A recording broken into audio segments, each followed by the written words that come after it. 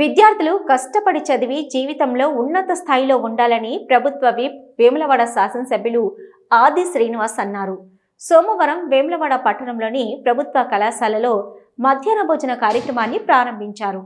ఈ సందర్భంగా ఆయన మాట్లాడుతూ విద్యార్థులు పరీక్షల సమయంలో కష్టపడి చదివి మంచి మార్కులు తెచ్చుకోవాలని అన్నారు. పరీక్షల సమయంలో విద్యార్థులు ఇబ్బంది పడకుండా మధ్యాహ్న అన్నదాన కార్యక్రమం నిర్వహించడం జరుగుతుందన్నారు. ఈ కార్యక్రమంలో తనను భాగం చేసినందుకు కృతజ్ఞతలు తెలిపారు. విద్యార్థి జీవితం తిరిగి రాదని, ఈ సమయాన్ని వృధా చేయకుండా కళాశాలలో అధ్యాపకులు చెప్పింది శ్రద్ధగా విని వాటిని పాటించాలన్నారు. మనిషి జీవితంలో ఒక చక్కటి మార్గాన్ని ఎన్నుకోవడానికి ఇంటర్మీడియట్ విద్యార్థి వయసు ముఖ్యమన్నారు.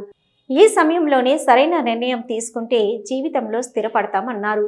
సమాజంలో చాలా మంది సెల్ ఫోన్లో నిమగ్నమై తమ విలువైన కాలాన్ని వృధా చేసుకుంటున్నారని, కానీ మీరు అలా చేయకుండా సమయాన్ని మీ భవిష్యత్తు బాగు కోసం మంచిగా చదువుతూ ఉపయోగించుకోవాలన్నారు. అనంతరం కళాశాల విద్యార్థులచే కలిసి భోజనం చేశారు. ఈ కార్యక్రమంలో కళాశాల ప్రిన్సిపల్ ఈవి ప్రమోద్ కుమార్ రెడ్డి, కాంగ్రెస్ పార్టీ పట్టణ అధ్యక్షుడు సంద్రగిరి శ్రీనివాస్, బ్లాక్ కాంగ్రెస్ అధ్యక్షుడు సాగరం వెంకటస్వామి, తాటికొండ పవన్, ఎర్ర శ్రీనివాస్, కొత్త అనిల్ కుమార్, బాసిట్టి రవీందర్, బింగి మహేష్తో పాటు కాంగ్రెస్ నాయకులు, కళాశాల అధ్యాపకులు, విద్యార్థులు పాల్గొన్నారు. శాల్వాతో శ్రీ ముఖ్య అతిథి గారిని ఆది శ్రీనివాస్ గారిని సన్మానిస్తున్నారు. పుష్పగుచ్చంతో శాల్వాతో అలాగే ఒక మొక్కను కూడా ప్రదానం చేస్తున్నారు. స్వాగతం సార్, సుస్వాగతం. అలాగే ఎర్ర శ్రీనివాస్ గారు, అలాగే అతిథులుగా విచ్చేసినటువంటి పట్టణ కాంగ్రెస్ అధ్యక్షులు శ్రీ చంద్రగిరి శ్రీనివాస్ గౌడ్ గారిని వేదికపైకి రావాల్సిందిగా కోరు. ఆ తర్వాత స్థానిక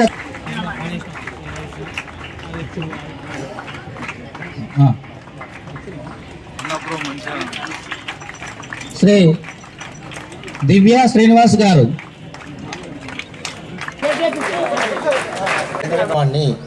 మా అందరి అటుకుంటూ పోవని ఎర్ర శ్రీను గారి ద్వారా మీ అందరికీ భోజనం అందజేయడానికి కొరకు చేసుకున్న ప్రయత్నం. ఇక సభా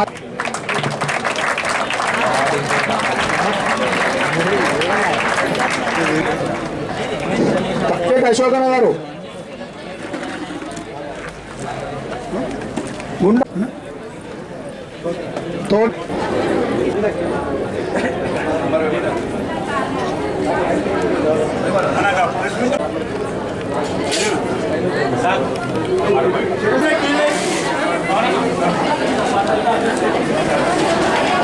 ఎగ్జామ్స్ దగ్గరికి వస్తున్నాయి. సో వాళ్ళు బాగా కష్టపడుతున్నారు. స్టడీ అవర్స్, ఎక్స్ట్రా క్లాసెస్ అన్నీ జరుగుతున్నాయి. సో అందుకని మార్నింగ్ 9 to ఈవినింగ్ 5 వరకు కాలేజ్ ఉంది. మీకు వేరే ప్రాంతాల నుంచి, దూర ప్రాంతాల నుంచి, సుదూర ప్రాంతాల నుంచి ఇక్కడికి వస్తారు కాబట్టి మీకున్నటువంటి పరిస్థితుల వలన కొంతమంది పిల్లలు మార్నింగ్ భోజనం చేయకుండానే డైరెక్ట్గా కాలేజీకి రావడం జరుగుతుంది. స్కూల్లో ఏ విధంగా అయితే మధ్యాహ్న భోజనం పెడుతున్నారో మాకు కూడా మధ్యాహ్న భోజనం మా పిల్లలకి చేస్తే బాగుంటుంది సార్ అని చెప్పేసి, ఇట్లాంటి పరిస్థితి ఉంది అని చెప్పేసి స్థానిక శాసనసభ్యులు గారికి, చీఫ్ విప్ గారికి, శ్రీనివాస్ సార్ గారికి నివేదించడం ద్వారా కొంతమంది దాతలు ముందుకొచ్చి మీ అందరికీ మీ ఆకలి తీర్చడం కోసం ముందుకొచ్చి మీకు మధ్యాహ్న భోజనంని అమలు చేస్తున్నారు. సో దీనికి ముఖ్య అతిథిగా, ఈ ప్రారంభోత్సవ కార్యక్రమానికి ముఖ్య అతిథిగా ఇచ్చేసినటువంటి గౌరవ శాసనసభ్యులు శ్రీ ఆది శ్రీనివాస్ గారికి మరియు అతిథులందరికీ కూడా పేరు పేరున స్వాగతం, సుస్వాగతం. ఈ మధ్యాహ్న భోజనం అన్నగారు చెప్పంగానే మేము స్పందించి పెడుతున్నాం. దానికి ఎంతో సంతోషం అనిపిస్తుంది. ఇప్పుడు మేము చదువుకున్నప్పుడు ఇంత భోజనాలు లేవు. ఇప్పుడు మేము ఎందుకు చదువుకుంటలేము అనిపిస్తుంది. ఇప్పుడు ఈ భోజనానికి చాలా సంతోషం అనిపిస్తుంది. అన్నగారి ఆధ్వర్యంలో ఈ మధ్యాహ్న భోజనం జరుగుతున్నందుకు చాలా సంతోషం. నేను కూడా చదువుకున్నది ఈ స్కూల్లోనే. సెవెంత్ సీలా ఇక్కడనే ఉండే, 6th A ఇక్కడ ఉండే. అప్పుడు అదే స్కూల్ మళ్ళీ ఇక్కడ కూడా ఉన్నది. ఇంకా ఇంతవరకు కూడా దీన్ని డెవలప్మెంట్ కాలేదు. కాకపోతే దీని మీద దృష్టి పెద్దలు సీనన్న గారు కంపల్సరీ తీసుకోవాల్సిందిగా కోరుతున్నాను.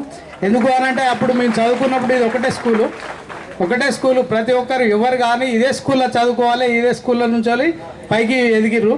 కాబట్టి తప్పకుండా దృష్టిలో పెట్టుకొని ఇప్పుడు ఉన్న జనరేషన్ ప్రకారం పిల్లలకు ప్రత్యేకమైన శ్రద్ధ తీసుకొని కట్టియాల్సిన బాధ్యత పెద్దలు సీనన్న గారికి ఉన్నది అని కూడా మనవి చేయొచ్చు.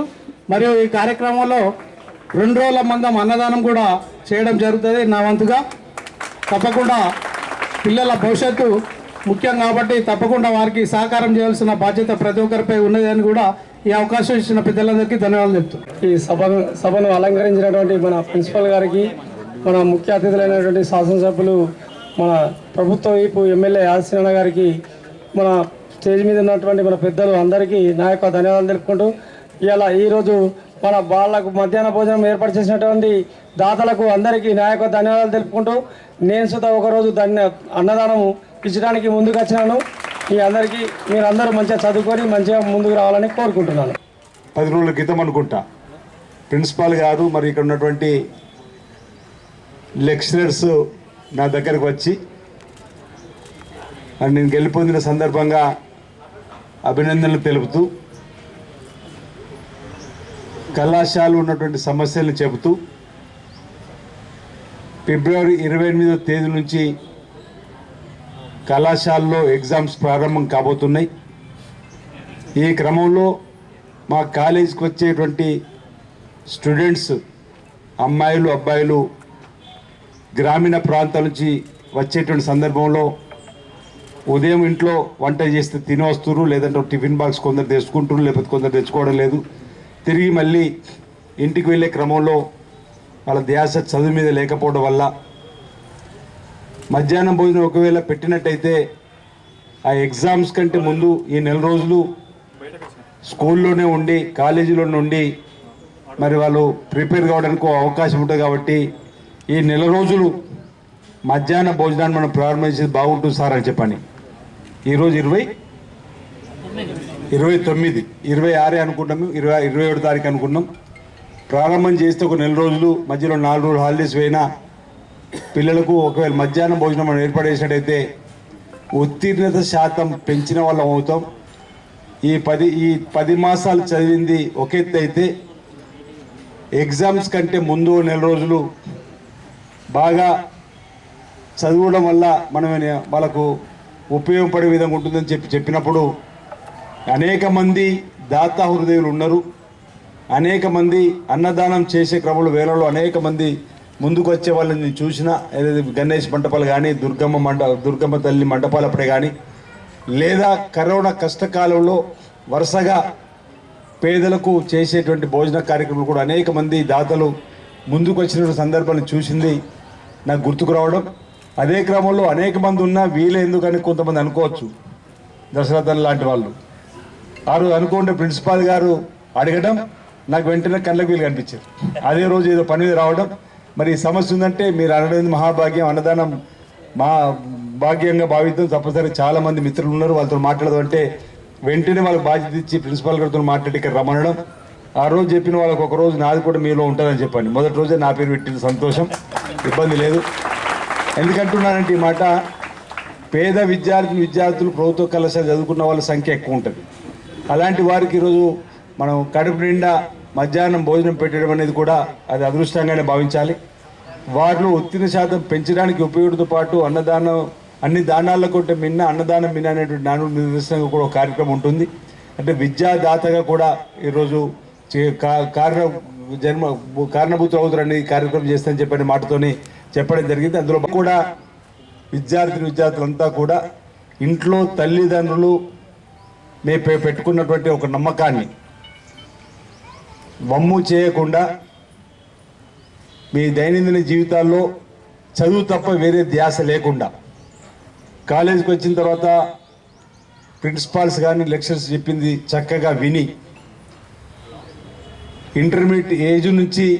ఇంటర్మీడియట్ నుండి డిగ్రీకి వెళ్తారా, లేకపోతే ఇతర మార్గాలు, ఒక్కొక్కరి ఆలోచన ఒక్కొక్క రకం ఉంటుంది.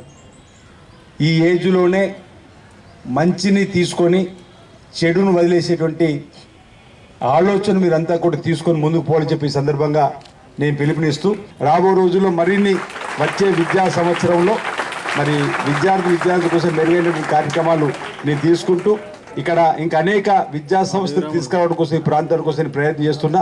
అది ఇప్పుడు సందర్భం కాదు.